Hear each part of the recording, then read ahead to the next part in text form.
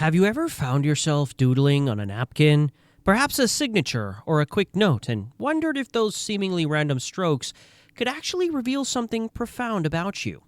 Well, what if I told you that a renowned mind like Carl Jung believed your handwriting is a direct window into your unconscious mind? Okay, forget the vague theories you might have heard before. Today we're diving deep into how Carl Jung, the legendary Swiss psychiatrist, decoded handwriting, revealing your deepest personality traits and what your penmanship truly says about you. Remember, this isn't just about loops and slants. It's about understanding the subtle energies and unconscious impulses that shape every character you write. So stay with us, because by the end of this video, you might never look at your own handwriting or anyone else's the same way again. We all know handwriting can be neat or messy, but for Carl Jung, that was just a superficial layer. He saw handwriting not merely as a learned skill, but as an expressive movement, a unique, deeply personal gesture that flows directly from our psyche. Think about it. Every swirl, every pressure point, every connection between letters is a micro-expression of your inner world, revealing your psychological type, your hidden complexes, and your potential for growth. So what exactly was Jung looking for when he analyzed a handwritten sample? Well, let us waste no time and uncover what your handwriting reveals through the lens of Jungian psychology. First up, writing pressure as an indicator of your energetic output. Jung saw energy as something central to the psyche.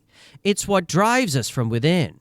Now, if your handwriting consistently shows heavy pressure, it often indicates a strong vital energy, a determined will, and a tendency to make a significant impact on the world. As a result, you likely feel things deeply and are driven.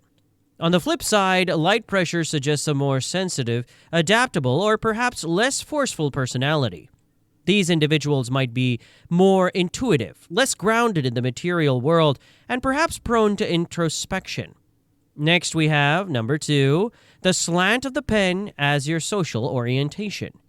In this context, Jung emphasized introversion and extroversion as fundamental attitudes. And believe it or not, your handwriting slant might reveal where you lean. Yes, rightward slant often correlates with extroversion, a leaning towards connection, a desire to engage with the world, and a more emotionally expressive nature. On the other hand, a leftward slant can suggest a more introverted or reserved nature. Maybe you're someone who values independence or prefers inner thoughts over external chatter. But that doesn't automatically mean you're shy. It just means you tend to look inward. And then there's upright handwriting. That usually suggests balance. It often points to a balanced individual who can maintain emotional control and objective thinking, navigating both their inner and outer worlds with equanimity. Number 3, the scale of letters equates your presence in the world. Tell me, how big is your writing? If it's on the larger side, that often signals a bold personality, someone who wants to be seen, heard, and recognized. It speaks of confidence and maybe even a flair for the dramatic. Think of it as someone who naturally takes up space, not just on the page, but in life. Now, if your handwriting is small, that usually tells a different story. It can suggest an introverted, analytical mind, someone who's focused, detail-oriented, and more comfortable observing than commanding the spotlight. Jung might see this as an individual more concerned with the subtle intricacies of their inner landscape. Next is number 4, the correctness of letters being your thought flow and logic. Take a moment to look at how your letters connect. Are they mostly connected? If so, that often indicates a logical, sequential thought process, where ideas flow smoothly from one to the next. Maybe you're likely a rational thinker who values continuity. But what if your letters are mostly disconnected? Well, disconnected letters can suggest a more intuitive, spontaneous, or even artistic mind. Yes, ideas might come in flashes and you might jump between concepts rather than following a strict linear path. It's kind of like the difference between walking across a solid bridge and hopping across a series of stepping stones across a river. Number 5, margins and spacing as the boundaries of the self. Now let's talk about margins and spacing, because even the space around your writing can reveal something about you. Yes, Jung understood the importance of boundaries and the persona, According to him, if you leave wide margins, it might suggest you value your personal space. You may have a strong need for freedom, or tend to see life through a more philosophical lens. On the flip side, narrow margins could point to a more practical or economical mindset, or maybe even a sense of pressure, like you're feeling squeezed by external circumstances. Then there's spacing between words and lines. When it's consistent and even, it usually reflects a mind that's orderly, disciplined, and clear in its thinking.